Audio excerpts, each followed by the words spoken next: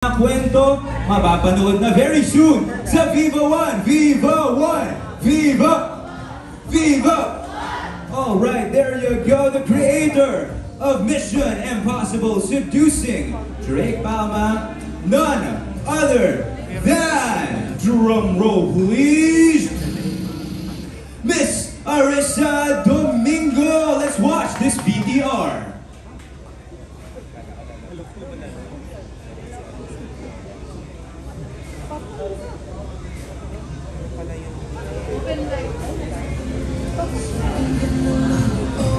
All right, Miss Arissa Domingo. Yeah, everybody. Palakpakan naman dyan. Yes. Front and center for everybody to see and appreciate. There she is. Man, we're champing at the bit to see this one. And slowly but steadily, it's becoming more real, it's becoming more apparent. Nako, matutuloy na talaga to, no? Susunod naman ay ang director natin na magbibigay buhay sa kwento ng Mission Impossible Seducing Drake Palma, the critically acclaimed director and writer who won MMFF and LIFF Best Director for My Future You and Right About Love, which was received by ABC TV as the Osaka Asian Film Festival awardee. Ngayon naman, taking on the role of directing in the most awaited Viva One adaptation of Mission Impossible Seducing Drake Palma, Direk Crisanto B. Aquino.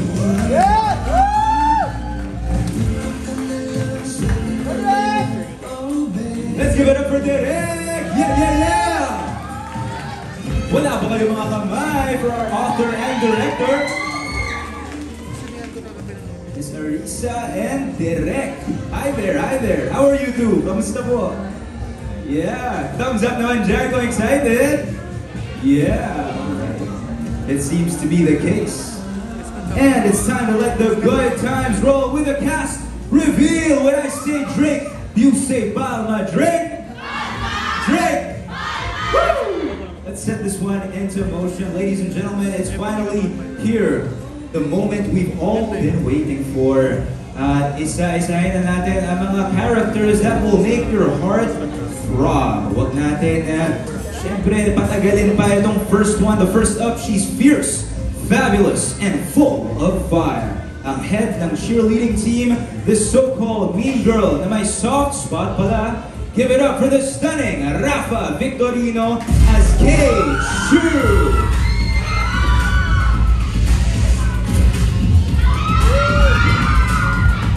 Rafa Victorino as K.Chu.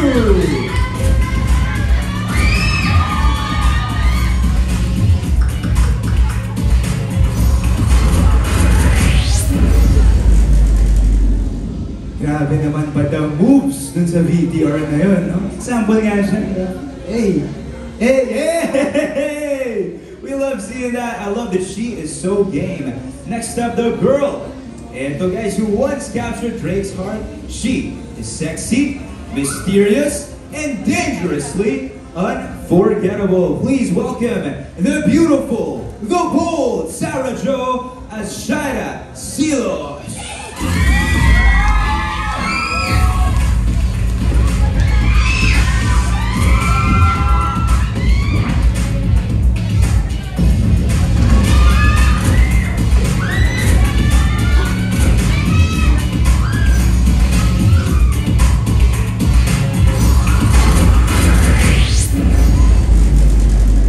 You know, Sarah Jo!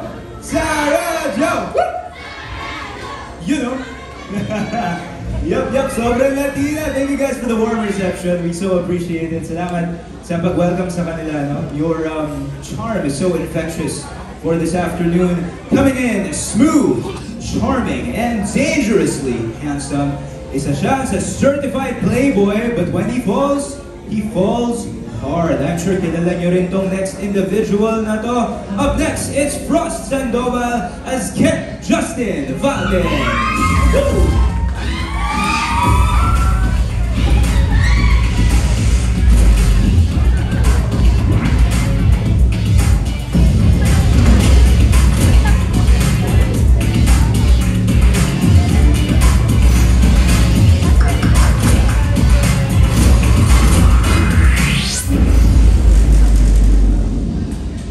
naman. Frost, ginalingan, ginalingan.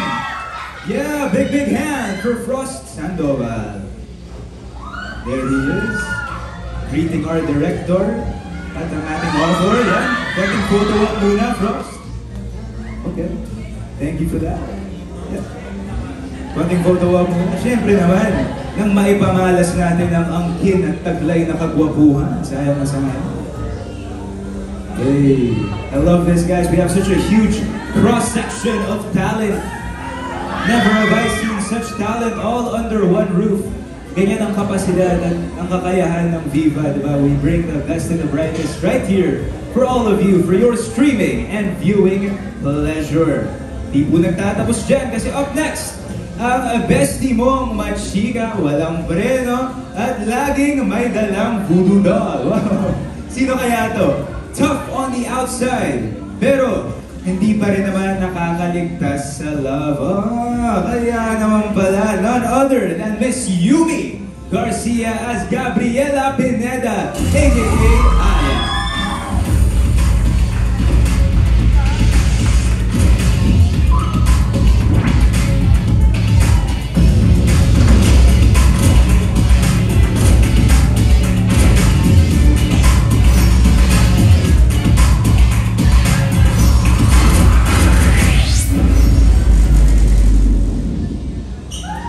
Hoy, si Yumi!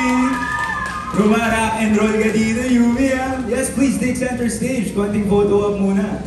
Hey! Isa namang rockstar pose dyan, oh. Yun, oh. That's Yumi Garcia, everybody. Soak her in, soak her in, soak her in. Take those photos right now. Okay, now this one's got the heart, the charm, and a whole lot of tears. Wow, napaka-well-rounded naman pala. At sobrang multi-layered. He's a friendly football player, iyakin, pero lovable. Let's hear it for the adorable crybaby, Ethan David as Sheen Mendoza!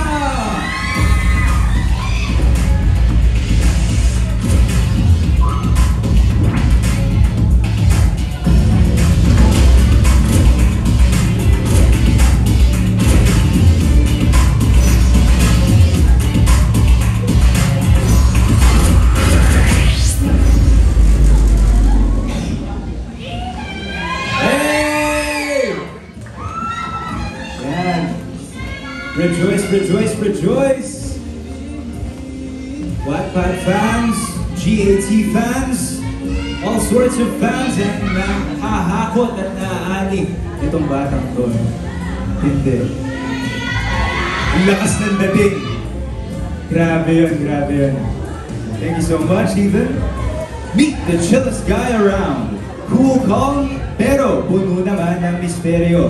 Mahilig sa motor, pero may tinatagong lihim at naiinggit na ikwento ang hindi pa nasasabi sa atin. Kaya abangan natin. Ito, no, our next character. Get ready for the Rebel Heart.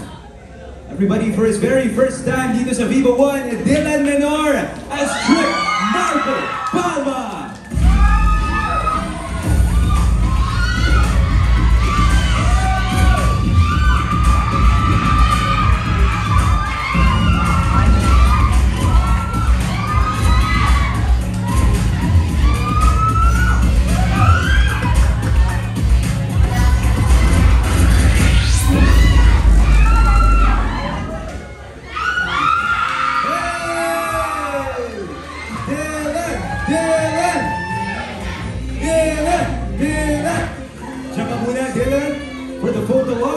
Thank you so much. Yep. Soak him in, everybody. That's Dylan Menor for you. Thank you, Dylan. Hello guys, kamusta? Okay ba ba? Are you ready to meet some more cast members? Woo! We're down to some of our final ones. Kaya naman isang Viva 1! Viva 1! Viva 1! When I say Drake, you say Palma. Drake! Drake! Alright, parang ready na kayong matuklasan itong next set natin, no? For now, the fierce and the fearless. She is funny, taklesa, and secretly in love with her best friend. When she wants something, she'll get it by hook or crook. None other than Miss Angela Muji as Alice Perez!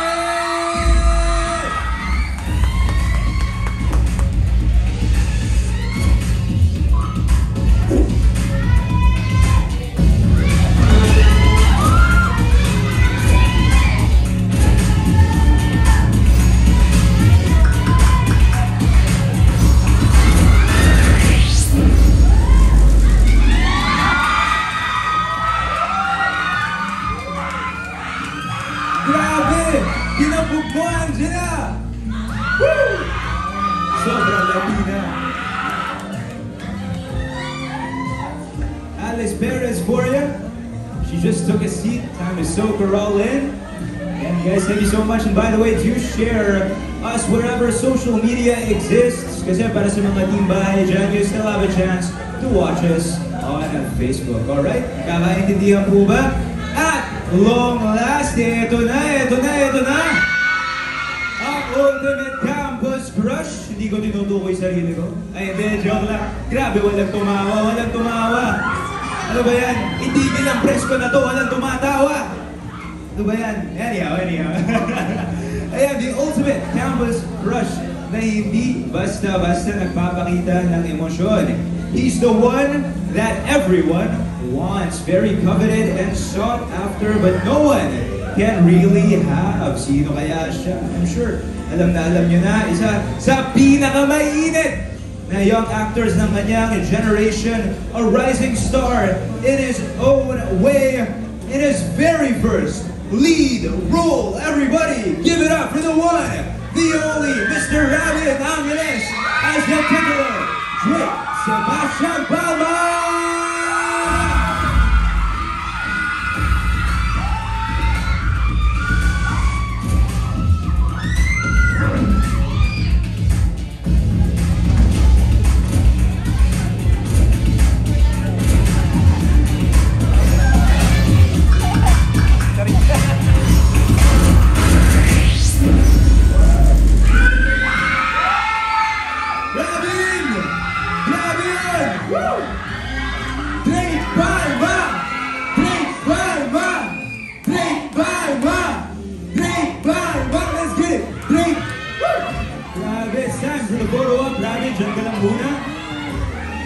Pa-picture naman sa'yo saglit.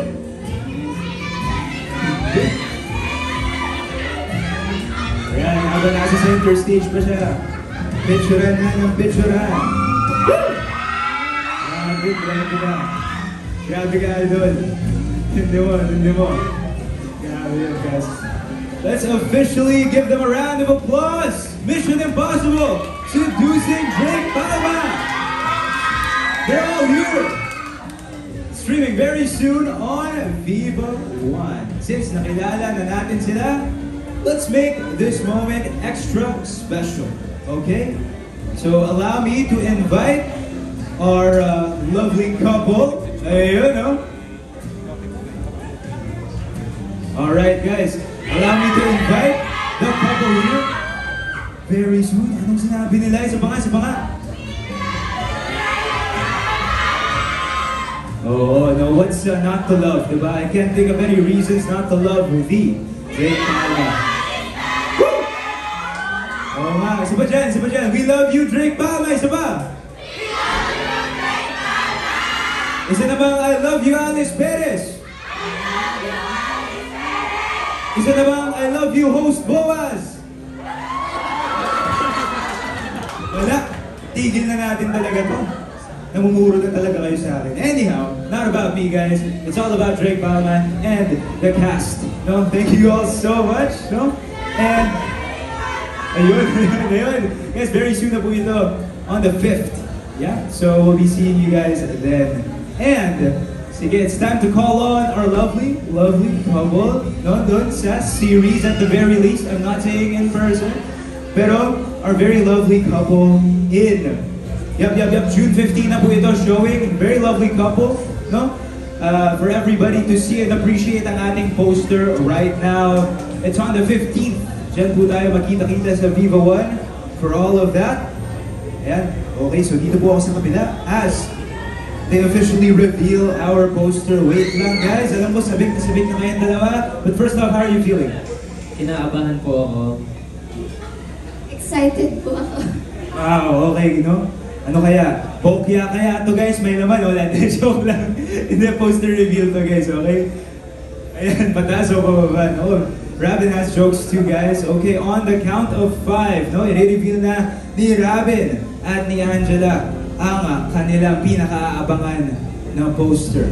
5, 4, 3, 2, 1! Poster reveal time! Okay, it's time for a quick photo op, you guys! And picturean natin sila.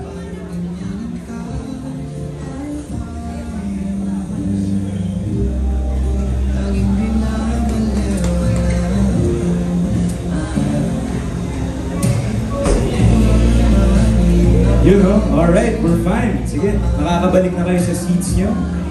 And pinapakilig tayo in the process. Uy, may tinuturo si Rabbit.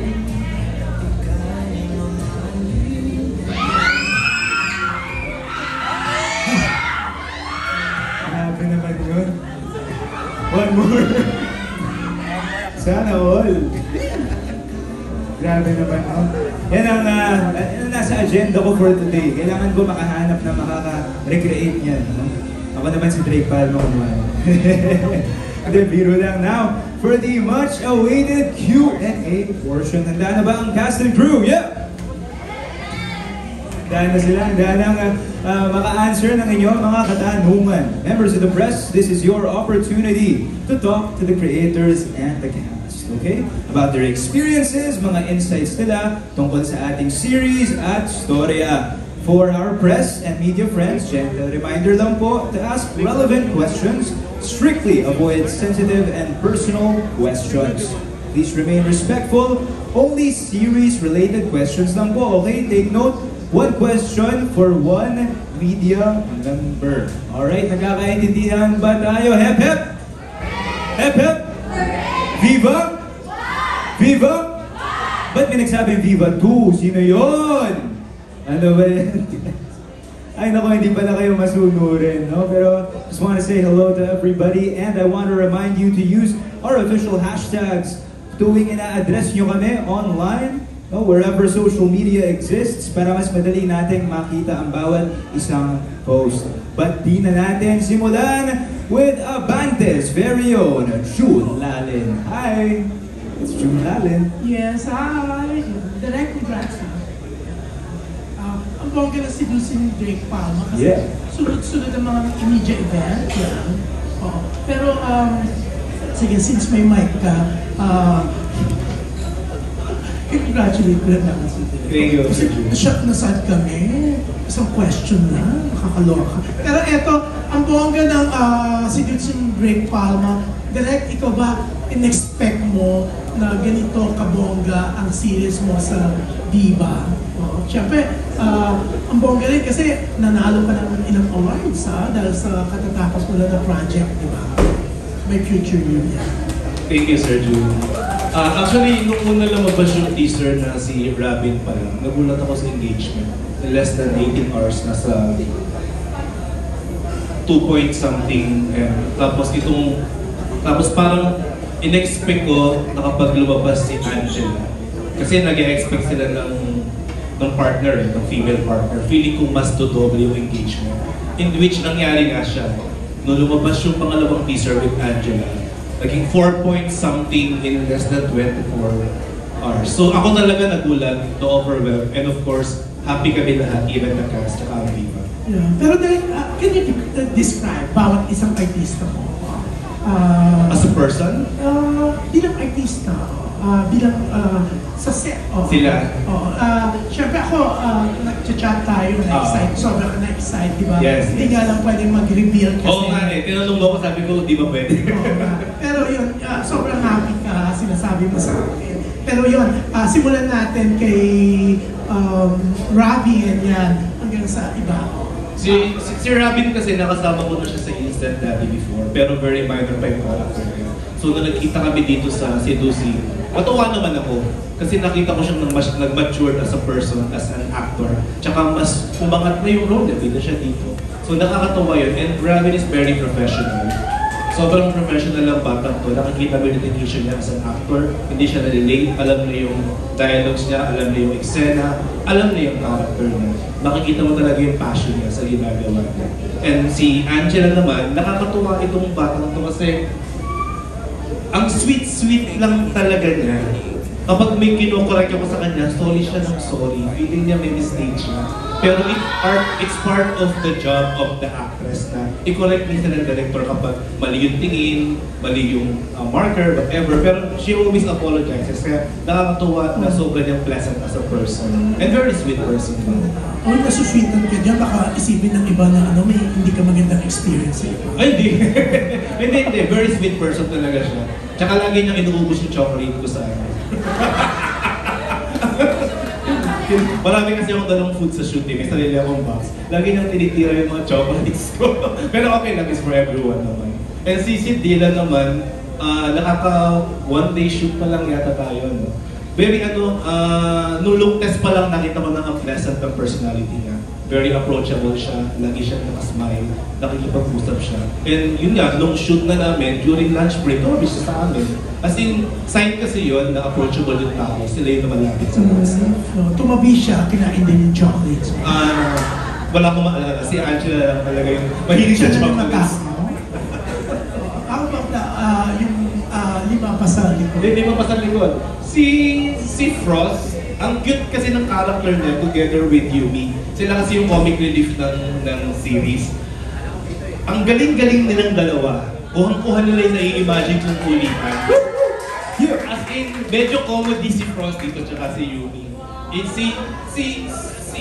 think si Yumi is first time niyang gawin yung ganitong klaseng character na may pagka-boyish, pero comedy yung dating. Lagi siya nagbabato ni Angela kasi mag-BFF sila. Masaya sila katrabaho. Si Sarah kasi hindi pa kami nakakapag-shoot ng scenes. So nakita lang kami sa look test. Pero I think I'm excited to work with Sarah soon. Si Rafa naman, lagi ko sinasabi, si Miriam Kiamgao. Ang ganda-ganda mo. Ang ganda-ganda talaga ni, mabait na, no? Mabait dito si Rafa. And always listening sa mga instruction.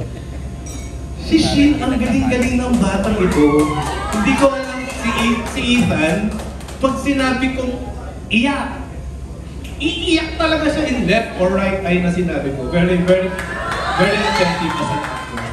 I think lahat ng cast, magaling lahat ito. Para silang future ng entertainment natin. So I think, happy ako sa kanila. Yeah. Congrats and good luck. Yan. Ang gaganda ng sinabi mo sa mga cast, no? Thank you, Sir Lou. How about the host daw? May comment ka? No comment. Okay, thank you! Ayun. Example naman ng iyak. Joke. And next up, we have Kiko Escuadro from the Daily Tribune. Hello po. Hi! Kay Dylan. Hi, congratulations. Hello po, thank you. First project mo, first big project mo to. Yes po. How do you feel? I feel very excited and I feel very honored kasi sa dami-daming tao pwedeng piliin for this project and for this role. They trusted me, they believed in me. And I'm very thankful sa Viva and sa TV5 po for giving me this opportunity. So, syempre, it's my obligation to always do my best and give my best lagi, always. Konting kwento pa, paano mo nakuha yung role dito sa project? It was one evening, I got a call from one of the bosses on TV5 and I believe they pitched and they requested me for this role. And nung nalaman ko, sobrang nagulat po ako kasi malaki na siya. Dati kasi puro mga small roles lang nakukuha ko and now na medyo lead, sobrang saya ko po and I'll make sure to give my best po. Kamusta yung working experience with, syempre kayo tatlo lagi magkaka-eksena? Yes po. Actually, for one shoot pa lang po, one taping day. Okay. Pero so far, on and off cam po, masaya po sila kasama. Makukulit po. And very warm and welcoming po sila lahat. Okay, thank you. Thank you po. Alright, thank you so much. So far, nakapagtanong na po si June Lalin from Abante and Kiko Escuadro from Daily Tribune. Next up, it's Bobby Requintina from Manila Bulletin. Hi. Maganda. Direk, maganda. Hello. Hello. Oh. Medyo. Okay, Direk, coming from a romantic movie, ano? And then, ito medyo may pagka-romantic din yung peg ng series, no? Nahirapan ba kayong ipalabasin yung kilig moments silang dalawa ni Angela and Robin? Hindi eh. Natural eh. Pag nagtinginan sila, may kinang yung mata nilang parang totoo. So effortless yung kilig ng dalawang to. As in, ang dami ng, if you saw the teaser, the trailer, may mga scenes sila palagi na almost nose to nose. Wala, effortless. Nakakakilig sila together. Very, very natural yung kilig sa kanilang dalawa. Nasa take one. Madalas take one. Madalas take one. Madalas take one. Iba yung kinang ng mga ng dalawang artista. Okay, thank you, Trey. Congratulations. Thank you. Sample daw ng tinginan! Grabe naman yun. Alright, thank you for that wonderful question, Mr. Bobby. Next up, we have Dolly Ann Carvajal ng Inquirer. Philippine style. To the whole cast, what's your takeaway from the character that you portray in the series? Or what do you learn from the character that you portray? Anybody can answer. Thank you. My takeaway from playing Alice Cyril Perez is that pwede ka palang maging sobrang in love pero sobrang tapang at the same time. Kasi sa sobrang in love niya, medyo nasusuma na siya eh. Na parang kahit medyo masakit na, go pa rin ang go. Pero ang galing kasi you learn something from it na parang sobrang tapang nitong tao na to na nakaka-inspire. Hindi mo akalain na manggagaling yun sa isang 16 years old. Yun po. Ano tayo lang? Hindi ko gagana din. Anyone else? Oy, Jackie po yun. Ayun, ako po natutunan ko sa pagganap ko kay Direk. Natutunan ko po ito kay Direk Jack, kaso wala na po siya ngayon nasa US na yung AD namin. Parang meron po kasi akong sobrang bigat na eksena para sa akin kasi sobrang bago po na ito sa akin, like humahagulgul po. Ayan. Tapos di po ako makayayak. Tinuro po sa akin ni Direk Jack na hindi kailangan palagi matibay ka, sabi niya. Mula pagkabata mo, hindi mo pinapakita yung emosyon mo. Lagi mo pinapakita na matatag ka. Pero minsan, kailangan mo din ipakita na hindi ka naman talaga matatag. Yan, yan yung mga naman. My takeaway naman sa character ni Trip, si Trip Palma kasi, grabe din siya magmahal, as in sobra. Quiet lang pero buo siya magmahal. And umabot sa point na kahit di rin siya mahal or hindi na-reciprocate yung love sa kanya, mamahalin niya kasi mahal niya yung tao. And yun, since may mga experiences din ako siguro before na gano'n, ma-apply ko yung sarili ko na sometimes pwede ko rin mahal, mas okay din na siguro na mahalin ko din yung sarili ko. Or unahin din siya.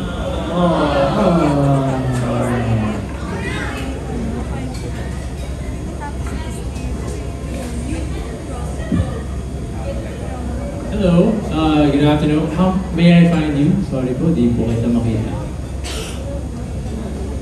Over there? Hi. Ang natutunan ko kay Kent is not to be discouraged or intimidated by someone's disinterest towards you. Itong si Kent kasi, without spoiling, he doesn't give up. And it's not that to him, he expects something out of Aya. He does as he does just because he pleases. So, ayun pa yung unang pumasok sa isip ko. Thank you po. Ang natutunan ko po kay Aya, yung kahit nasasaktan ka na, I mean like, nasaktan ka na, Pero kasi kailangan mo pa ng isang tao na magbubuo sa'yo at pagkakatiwalaan mo. Ganon yung nangyari sa amin ni Ken. Ayun po. Ako naman po bilang si Shira, I haven't been able to shoot as Shira yet, but in preparation for the character ko, mas inaaral ko po yung pagiging vulnerable ni Shira, kasi not to spoil either, but she's more of a sad girl, lover girl type. And ayun, she also, like, in studying her character, I also have to study being more emotional, being more vulnerable. And ayun. Thank you for the question. Ako naman po, natutunan ko as Kay, is hindi mo kailangan ng ibang tao para iparamdam sa isang tao na mahal mo pa, na para lang saktan siya at lumayo para sa'yo dahil may rason bakit kailangan mo siyang hiwalayan. Parang kailangan mo lang maging direct to the point para hindi ka makasakat na ibang tao. Ayun lang. Parang naiiyak. Parang hindi kasi. Akin naman po, Ashin Mendoza. Sometimes po you have to fight for the person you love kahit minsan nakakalimutan niyo yung sarili niyo. Yeah. Wow! Alam mo talaga yan. Hindi po, yun po, sometimes you choose to love po who you love. Kaya paglalaban mo talaga ng dulo. Puro hugo. Abangan natin yan. Thank you. Thank you po. Puro hugon, hindi tagos na tagos. Okay, so that was Miss Dahlia Carvajal of Inquirer. Next up, may we call upon Ambet Nabus ng Marites University and Hataw. Hello, good afternoon po. Good afternoon. Yeah, first question po kay Rabi. Sa mga previous media man kasi, pag ini-introduce ka bilang isa sa mga bida, this time, ikaw na yung pinaka-bida. Iyan nagdadala ngayon ng grupo. So, anong pinagkaiba dito before at anong pressure nito sa'yo right now?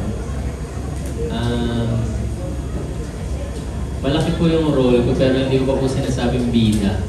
Parang ayoko lang po ng bida na. Sobrang kinakabahan po ako kasi yun na nga po, ang laki nga po na role na binigay sa akin. Kaya sobrang nag-prepare po ako para dito sa show na to. Sobrang thankful din po ako kina boss na binigyan nila ako ng ganito malaking project na hindi ko iniisip na magagawa ko to this year. Bigla na lang siya dumating. Thank you din kay Lord, sa family ko, sa lahat po na tumulong sa akin. Pero may pressure pa sa'yo yun. So, paano mo na-handle?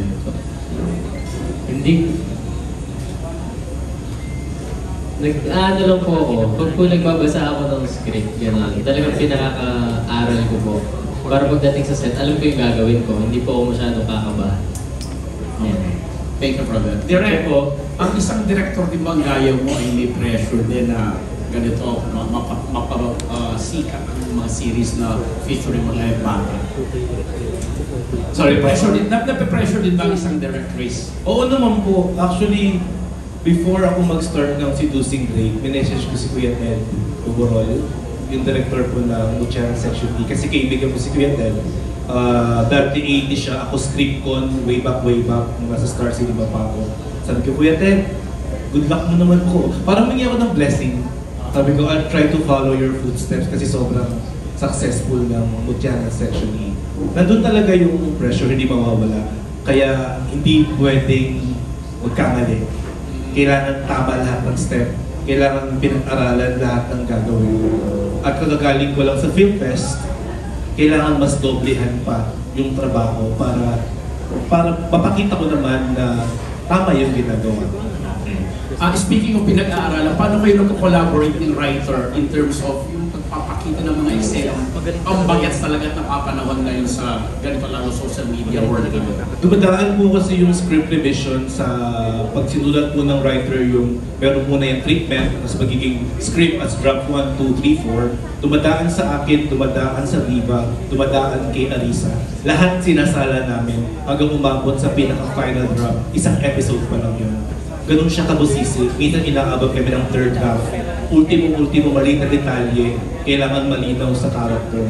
So lahat po yun, tulong-tulong po yun mula sa akin, sa mga episode writers, sa head writer kong si Pencer Baterna, hanggang sa naging team ng Viva, hanggang kila Miss Deeds, kila Boss Pai. Lahat po yun, collaboration po talaga yung pagbuo ng isang episode lang and the rest of the episode. Isang episode pa lang. The reaction, Miss Alisa. Gano'n ka dyan? Madali ang gano'n. Trabaho po siya, pero at the same time, very appreciative po ako sa Viva kasi nakikita ko talaga yung hard work. Like, kanina lang ako mag-usap kami ni Direk. Tinatanong niya po, ganito ba talaga yung eksena nito, ganyan. So, teamwork po talaga. As kay Robin din po, siya kay Angela, kanina pa lang nung pinanood po namin yung trailer, they were asking me my notes pa ako kung ano pa ba yung feeling ko kulang. Alam mo po, it's team effort po talaga ng buong production team para mapaganda yung story na. At nakikinig ka naman doon sa mga artists ang nagsasuggest or nagbibigay ng input din. Yes po. And then they were asking me, since ako nga po yung writer, if feeling ko may kulang pa ba sila. Very open po sila sa notes. So, na-appreciate ko po talaga yung mga actors and si Direk po and yung mga scriptwriters. Okay, thank you for that. Last question ko na naman kay Dylan. Kumusta yung bonding moment mo with these new friends of yours kumpara doon sa dating, di ba dati, nasa ibang network ka? So, kumusta naman yung working relationship mo sa kanila? Well, so far, nung binibilang ko actually kanina, parang 3 days kami nga nagkasama. So, 2 photoshoot, video shoot, tapos isang taping. And yun nga, sabi ko kanina na on and off ka po, masaya po sila kasama. And very welcoming sila sa akin kasi syempre, lahat sila magkakilala na from their previous projects. And I'm very thankful and appreciative na each of them po are very welcoming sa akin. Na parang I belong din to the family. Thank you guys. Okay, good luck po and congratulations. Thank you. Thank you, Ambet Nabus ng Maritas University and Hataw. Up next, it's Athena TV. Athena TV, hello. Hi, good afternoon. To Dylan, Kira, and Angela. Hi, sorry, I'm late. Hello po. My question is, did you find any of your part, your characters, did it resonate yung personality mo dun sa character na ginampanan niyo? So far, nung binabasa ko yung script and yung kung paano si Trip Palma as his role, medyo relatable somehow sa akin kasi si Trip Palma sobrang sobrang sincere, sobrang supportive, and sobrang mapagmahal. And feel ko ganun din ako in real life. So, yun po. Ako naman po, nung binasa ko po yung libro, sabi ko, hala, ako talaga si Alice. Kasi nakaka-relate po talaga ako sa kanya. Yung pagka-syuma-syuma niya, pagka-clumsy niya, and yung pagka-lovable niya at the same time, yung hindi siya nagpapatawa pero nakakatawa siya. Tapos, yung in terms of pagmamahal din po, grabe po kasi ako magmahal, parang baliw talaga. So, dun po sa part na yun, relate po ako kay Alice po.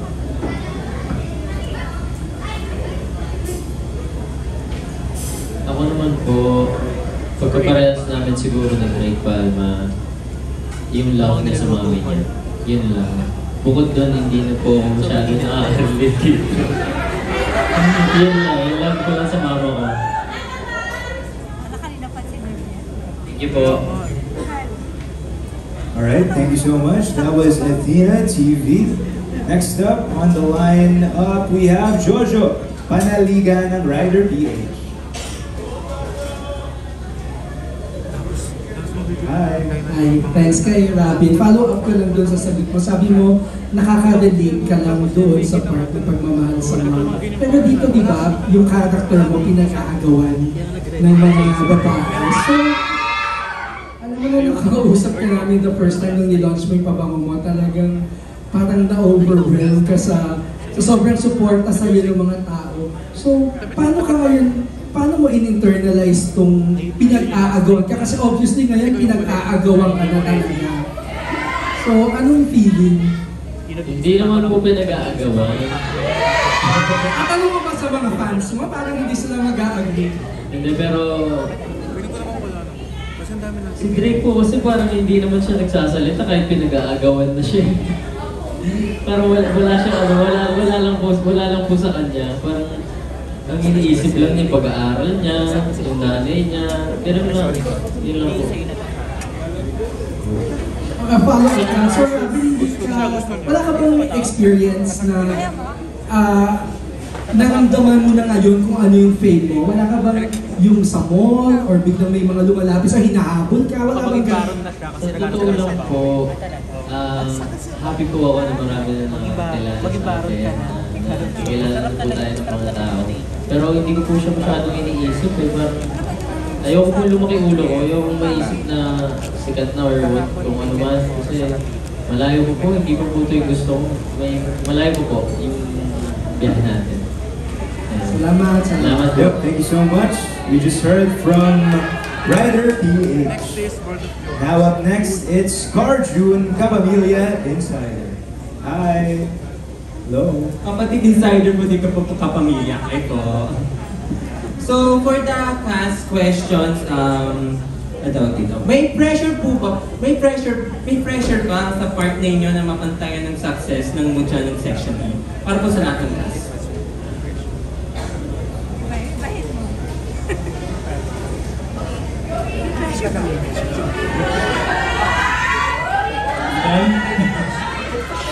Oh, dito. Sino siya?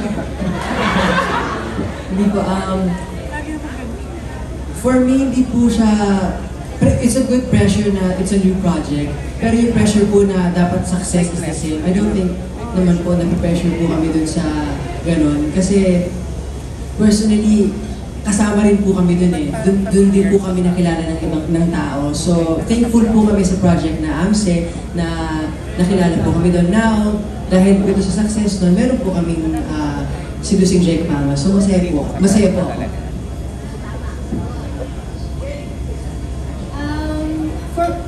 For me, yes, syempre hindi naman po mawawala yung pressure ko sa sarili. At the same time, bagong character din po kasi ito sa akin. Iba si Kay, iba din si Mika. So, kailangan mo talaga siyang pag-aralan. Pero syempre po, sa part po namin, gagawin po talaga namin yung best namin. Hindi naman po pwedeng hindi.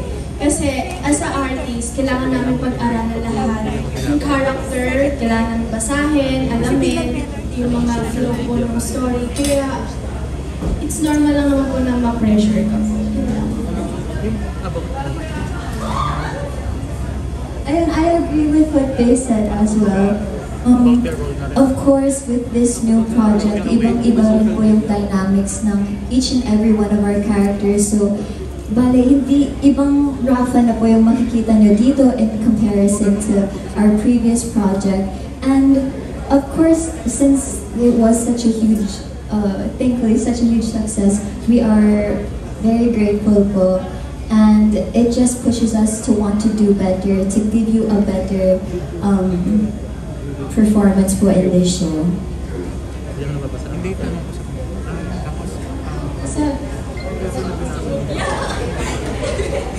Pero ano po, actually hindi naman po namin iniisip yun. Sa ngayon ang iniisip po namin is maging better yung acting, better kami sa work, better yung pag magkakasama kami lahat sa set. So, ayun lang po. Masaya naman po kami kung ano man po binibigay sa amin sa diba.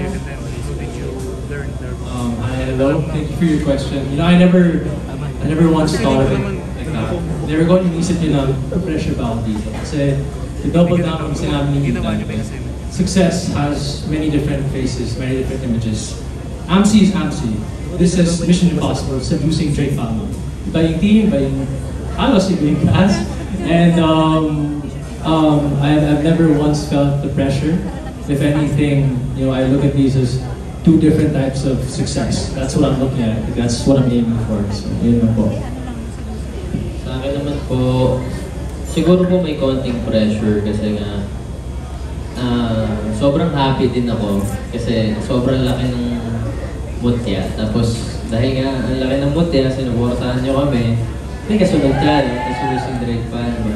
Nakakakaba lang po dito kasi ang laki na po nga ng role natin dito. Tapos Mas pinag-aralan ko po ito, gano'n. Kaya may pressure pa din.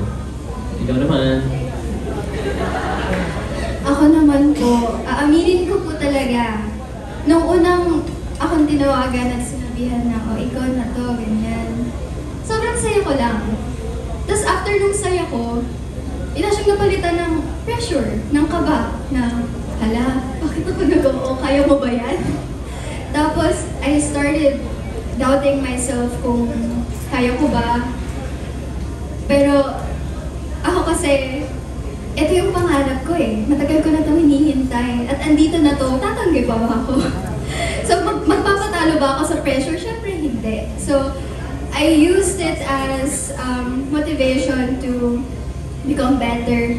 Mag-focus po ako sa acting ko, mag-focus po ako sa character ko, and mag-focus po ako sa success. Ay, sa pressure ng success, hindi naman po ako ganun na napipressure katulad ng una. More on enjoying na lang po. Ini-enjoy ko na lang po kung ano yung nasa harapan ko po ngayon. Kasi minsan, ay, sana dumalas.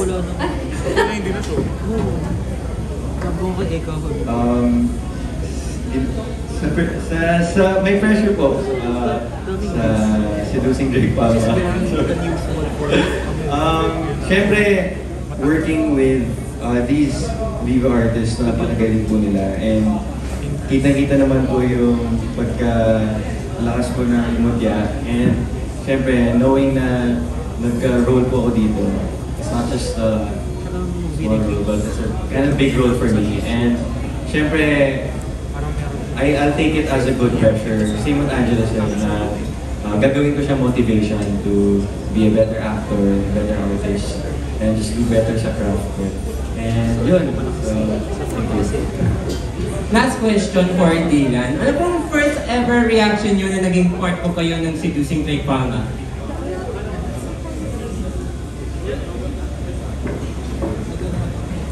Ano po? Sorry. Ano po yung first ever reaction nyo nung nalaman nyo maging party po kayo ng Seducing Drake Palma? First reaction, excited po. Very excited. Pero at the same time, nandun din yung kaba.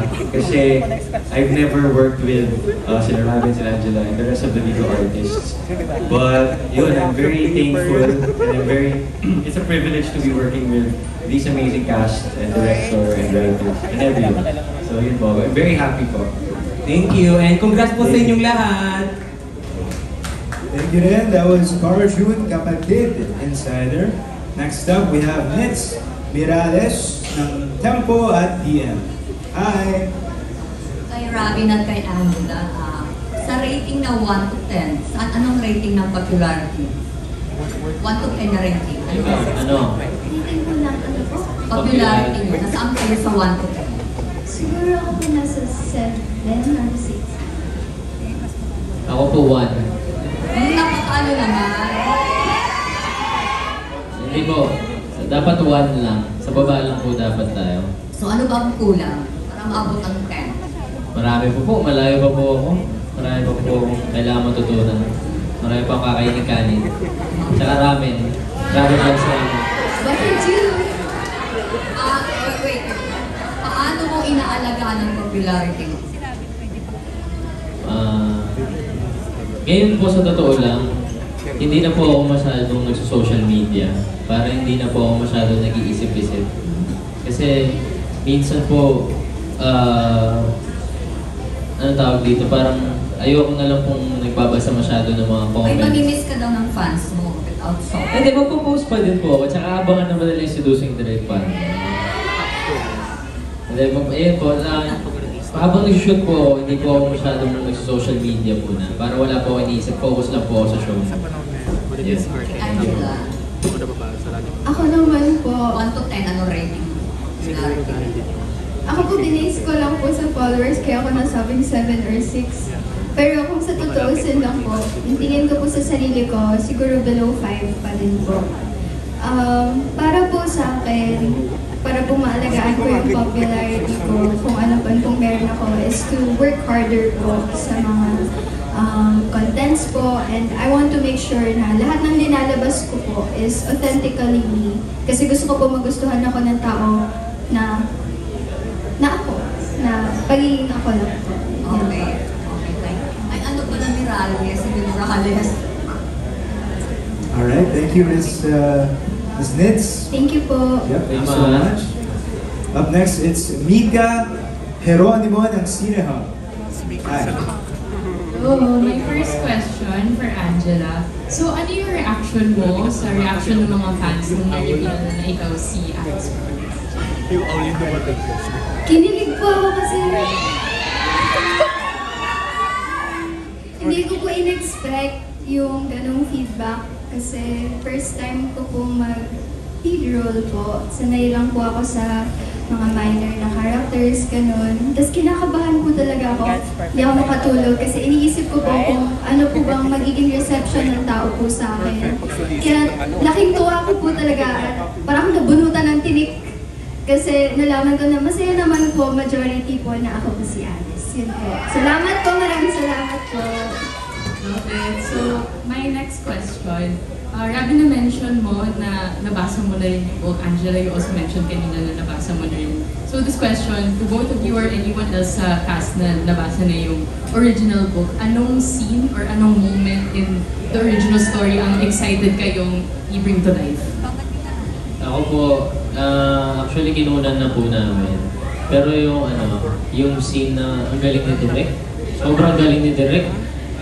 Opo, ang galing. Nagulat ako, parang sabi niya, yung parang ginaguide niya kami kung anong gagawin. Tapos nung part na, yun po kasi, sobrang kakaiba po kasi yung kiss niya. Di ba, pag sa mga wait lang, siyempre.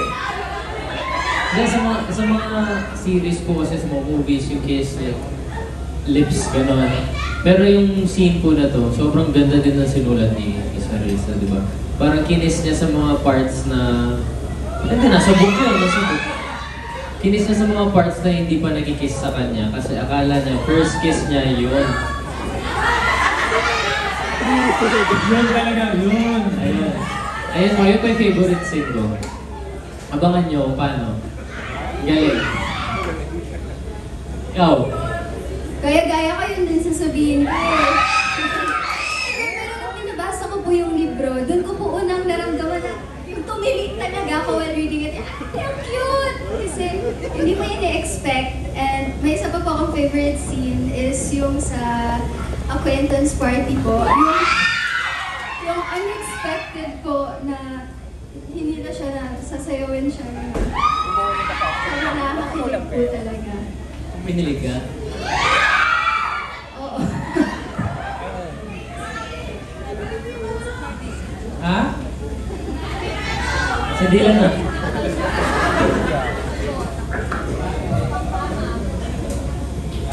My favorite scene, actually, minention ni Miss Arisha kanina, yung sa swing. So parang yun yung time na 5 beses pinaiyak ni Drake si Alice and umiyak siya 5 times. And yun, medyo nakakalungkot. Pero isa yun sa mga aabangan nyo. And yun lang. Thank you.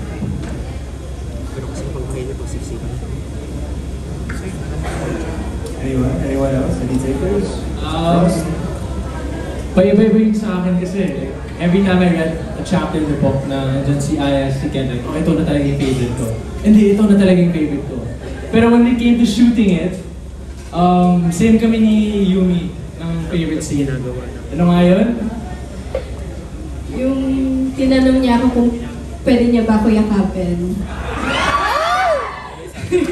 ayun yung pinaka-favorite scene namin na naghahabol. Okay lang yun. Parang ang tatang ko na. Naghahabulan kasi ayaw ni Aya kay Ken. Kaya tumatakbo siya. Ayan. Yun yung favorite moment for Kenya. Shout out Miss Harris for writing that wonderful scene. Kenya is so cute in the book and we just cannot wait for you guys to see that. Oh my god. Kenya out. Yung favorite part ko sa book, yung nahulugan si Alice ng libro. Doon ako unang kinilig habang binabasa ko siya. So, nakakakilig diba? Tapos pupunasan ka ni Drake na, diba? Totoo! din ako doon. Ganyan yung, ano ko, yung energy ko noon. Tapos, yung favorite ko din yung lagi niya ako hinahabol. Lagi ako hinahabol ni Ken. Kahit saan man ako magpunta, mapamall, ma-acquaintance party. Oo, kutong lupa. Tawag ko sa kanya. Ayun lang po. Thank you po, Miss Risa. Ang ganda po ng libro po. Ako po, na-enjoy ko po talaga the entire book po, pero ako yung personal favorite ko was also the part where, you know, where the...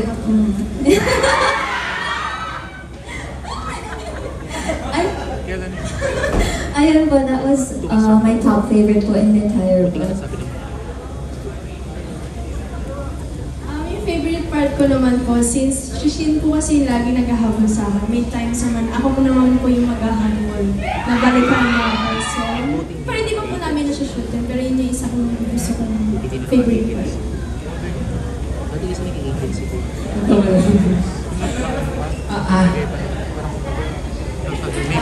Hindi ba lang.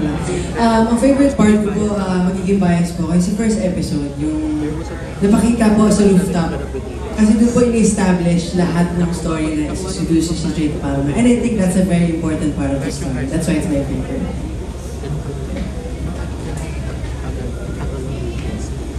Alright, thank you for that. Thank you, Ms. Mika ng Cine Hub. Lastly, we have Bao Kaniyama, TikTok content creator. Hi. Hello, I'm here, guys.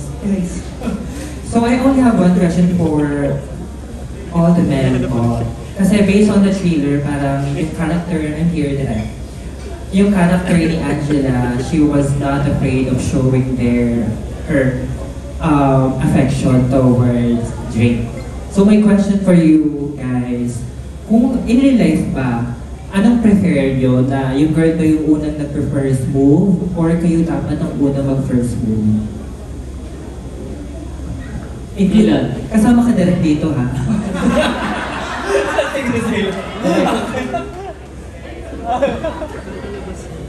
Hello po. Usually, hello po. Ever since, kailan ba ako nag-relasyon? Ever since grade school, high school, college. Usually, ako po yung nagtatanong. And ako po yung umaamin. Ako yung nagko-confront if nagkakaroon ako ng feelings sa girl. And, ayun. Sa story, ganun din. Ikaw, sino gusto mo na nag-first move?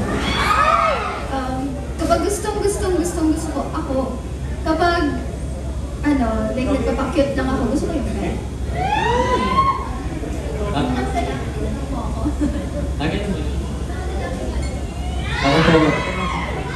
Ako po gusto ko ako muna nag-first move. Yun lang. Po.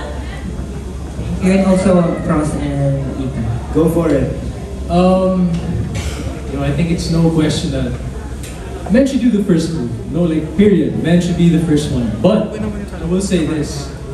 I feel like it would be fun if on the girls' end, they should also put themselves in a position where the men can make the first move. Para it's like you're bouncing off of each other's attraction and how you feel towards each other. So on retrospect, men should be making the first move, this is my opinion. But women should also be in a position where the men can do that as well. But if you want to give the guy a hard time, go for it. I get that too. Lastly, Ethan. Ako po, for me, personally, mas prefer ko po yung ako po yung nauna or yung guy yung nauna, mangligaw. Kasi, ako po yun. Pero I feel like kung babae po yung mauna, wala nang po problema doon. Love has no boundaries. Love is love. So, okay lang. It works both ways. Thank you so much. And ako naman siguro, go. Joke. Di na guys, di na. But honestly though guys, pasalamatan naman natin ang cast and crew ng Mission Impossible, seducing Drake Palma. Diyan na po nagtatapos. What an incredible afternoon. Pero una sa lahat, salamat syempre sa mga guests natin, media partners, and of course, the brilliant minds behind the show. This wouldn't be complete without the likes, of Botechu, rich, flavorful, authentic, irresistible, slurpalicious, authentic, traditional Japanese ramen made from the freshest ingredients straight from Japan. Kaya Botechu, ramen loves ramen. Yogurino, snap and drop. Don't forget to visit their photo booth. Nasa labas po yan to capture the moment. Make sure to follow them on social media. That's Snap and Drop.